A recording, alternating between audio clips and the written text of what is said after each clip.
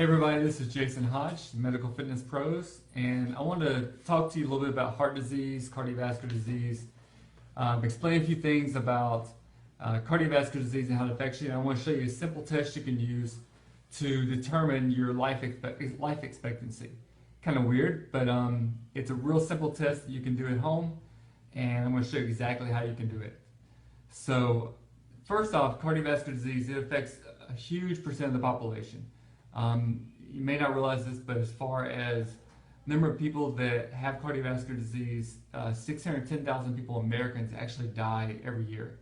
That accounts for 1 out of every 4 deaths. So it's a huge deal. And the thing is, it's preventable. And that's the thing that's so hard a lot of times, is that cardiovascular disease is preventable. And you can do things to lengthen your life so that you don't have those issues. So knowing that 25% of the people that actually die from cardiovascular disease, it's sad that it could be prevented, and we just don't pay attention to the warning signs.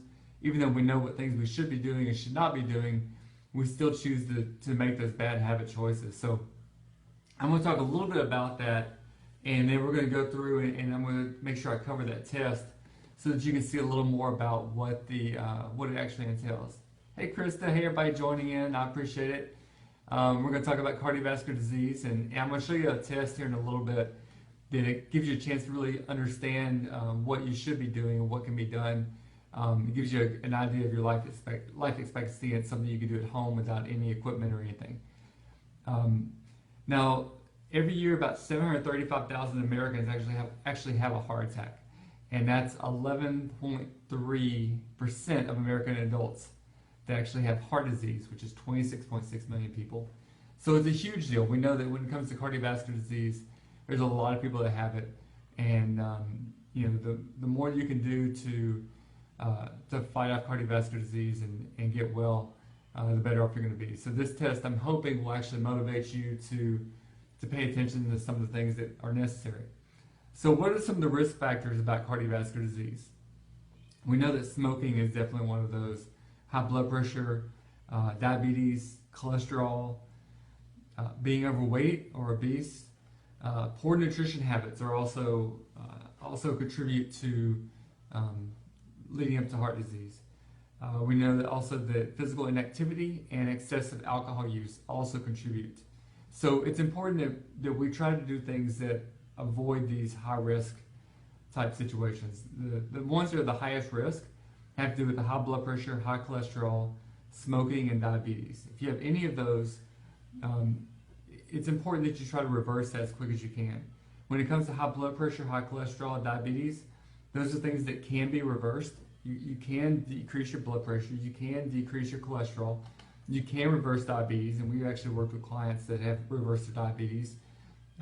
Worked with Dr. Ron a lot with his patients, and he's seen a lot of people reduce their diabetes, or actually eliminate or reverse their diabetes as well. So just because you have something like that, high cholesterol, high blood pressure, diabetes, doesn't mean you have to give up. Doesn't mean that suddenly it's over and it's just the way it is, because it's not true. Obviously, smoking is something that can be helped. You could quit, and I know it's not easy, but it's something that can be done to help lower your risk of heart disease. So we know that health is important, right? We know that eating healthy, we know that exercise plays a part. We know that eating right and exercising can do things like reverse diabetes. We know it can do things like help us lose weight, reduce our blood pressure, reduce cholesterol. So these are things that we know are important that can be done, and it's one of those things that you can do that helps you prevent from having a heart attack. And that's really what February is all about, is just awareness of heart disease, and not just for males but for females as well. Just as high risk factor. It's important to know the warning signs of a heart attack, and maybe we'll discuss that later on this week. But it's important that when you're looking at your lifestyle, realize it's not just about fitting into a size smaller in your jeans or your dress size. It's really about heart disease. It's about taking care of your health, and you've got to do what you can to take care of that and protect your body, protect your health, not just for you but for your family, your friends. They want you to be around. They want you to live a long, healthy life. And if you don't take the time to take care of your health, unfortunately, it does cut your life short.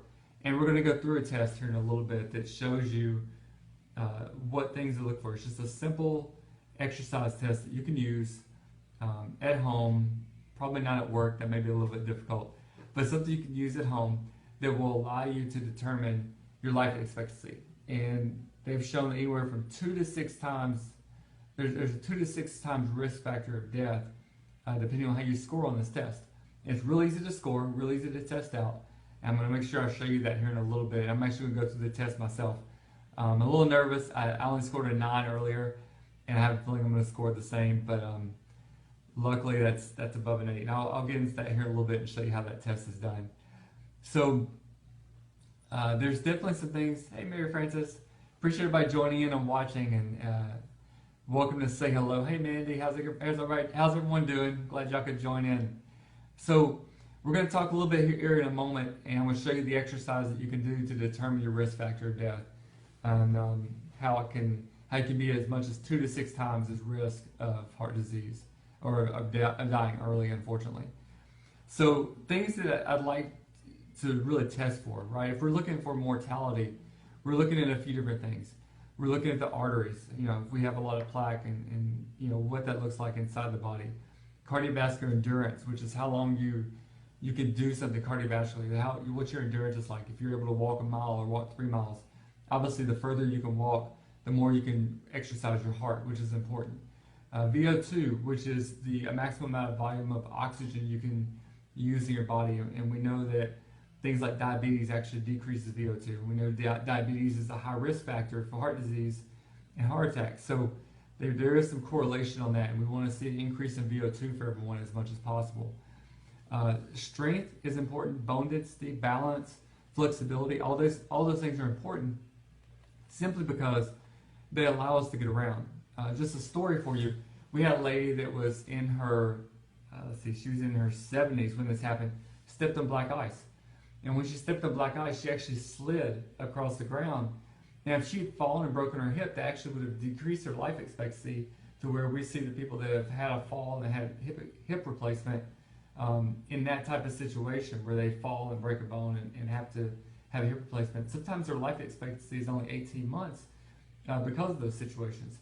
Now, there's some other people that have different reasons for hip replacements. It doesn't mean that hip replacement means you're going to have an 18-month lifespan, but it does mean that if you have osteoporosis and you fall and you're losing your balance and you don't have a lot of strength or flexibility, those types of things are showing us that it's a sign that the person may not live as long. And what may happen is you end up in a situation where you end up developing pneumonia because you can't get out and move and exercise. So there's things that are physical things like strength, flexibility, balance that contribute directly to your life expectancy, be it cardiovascular disease, heart disease, those types of things, or pneumonia even. And while those things are, they kind of look at it as being separate things, they still are very interrelated. And you got to realize how strong you are, how flexible you are, how much cardiovascular endurance you have.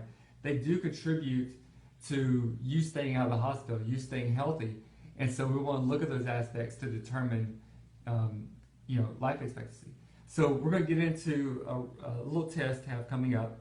There's ways to test the heart, right? I mean, we know there's things like heart scans and strength tests, treadmill tests, stress tests. All those types of things are great because they give us an insight of what's going on with their body. But it's hard to do that. It's hard to do a stress test on yourself without going to the doctor. It's hard to do a heart scan without going to the doctor. So I want to show you a test that you can use at your house right now to determine your risk of dying. It's kind of a morbid conversation topic today, but I found it really interesting. I think it's a great topic, and I think it's something that every one of you can do. I think you would actually enjoy it. Hopefully the results are good for you so that you actually enjoy it though. So here's a test. This is something called a sitting rising test. So I'm going to get into the test now. I'm even going to do the test for you and show you how it works. Sitting rising test. It actually was talked about in the European Journal of Cardiology. They tested 2,000 people between the age of 51 and 80. And what they did is they determined if someone was to sit down and stand back up, so sit down all the way to the ground and stand back up again, how easy it is for them to stand up and sit down. And they were able to determine that the lower someone scored on the test, the higher risk they were for death, which is really just one of those things where we have situations like, let's say someone has arthritis, a knee replacement, spinal surgery, all those different things. They definitely impact the results of the test. So if you have a situation where you've had knee surgery, you've had hip surgery, you've had all these different things, it does impact the test and your ability to do the test. So while it may not be 100% true to form, you kind of have an unlevel playing field. You know, we also know that if you have arthritis, you may not be exercising as much. It may be difficult to exercise. Or if you had a knee replacement, being able to be as active as you were before the knee replacement, before you started having knee pain, impacts you cardiovascularly because you can't work out as hard. And so while, you know, having a knee replacement puts you at a disadvantage on this test, also realize it puts you at a little bit of a disadvantage on exercise unless you're really working hard at it. So you have to kind of take this test with a grain of salt in regards to realizing surgeries and injuries and that type of thing can have an impact. You know, if you just tore your meniscus, but you have it surgically repaired, you know, it's kind of hard to use that as a basic guideline, because once you have it repaired, you can function normally. However, I'm going to use this test to give you an idea of exactly how to score it. I'm going to do it myself. I'll have Michelle film me here in a second, so I'm going to walk out there and let Michelle film me. And we're going to go through this test together, and if you want to do it with me, you're welcome to. And if you want to watch it and do it later on, that's great too. So I'm going to take this with me. Hopefully I don't mess it up. All right, we're going to walk across the gym here. So thanks for tuning in. Here we go. We're going to go through it. I'm going to actually do the test. So, hey Michelle, I'm going to do the test now. All right, so hopefully everybody's still tuning in. I'm actually going to flip this around, let y'all see the gym. Let's see here. Give me a sec. There we go. Okay. There you go, Michelle. I'll give you that. Now I'm going to do the test. So you want to do this test barefooted. And the whole point of the test is you're basically standing up. It's regular. You're going to sit all the way down into a seated position, and you're going to stand up again. So the way it works, you see all of me or not? You see me okay? All right, so you don't have to get away. I can you up down with it. So you're going to stand up first, and you're going to sit down. Try to do it without hands. Now, if you lose your balance, you actually have a negative minus 0.5 penalty. So I'll go through that here in a little bit. Now your goal is to stand up again without using anything at all. So if you use a knee, your hand, whatever else, it actually penalizes you for it. So I'm going to try to stand up like this.